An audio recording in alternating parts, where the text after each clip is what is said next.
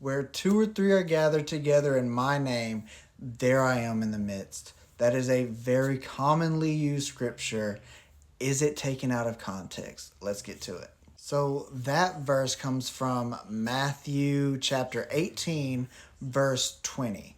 And the context surrounding that scripture, if you're starting at verse 15 going down to that verse 20, the topic of discussion is church discipline. When people would put it in the context of prayer and worship, I would just ask the question, what about the people who pray alone at times? What about the people who read their Bible alone, who seek God's face alone at times? Do they then need another person there for Christ to be in the midst? But isn't he already living in us? So isn't he already in our midst in that sense? He even brings up the idea of two or three or two or more witnesses in verse 16 when he says, "But if you won't listen, take one or two others with you, so that by the testimony of two or three witnesses every fact may be established."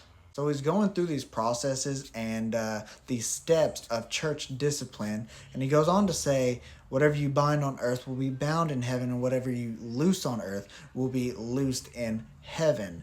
And that could also be understood as to say, whatever you forbid and whatever you permit. And then after that, he says again, "Truly I tell you, if two of you on earth agree about any matter that you pray for, it will be done for you by my Father in heaven. For where two or three are gathered together in my name, I am there among them." So the way I'm reading this text is, if it's done correctly and all these steps are taken, then Christ said, you have my authority to move forward. I am there with you in agreement. So we actually find that he's not talking about prayer or worship settings. He's talking about church discipline.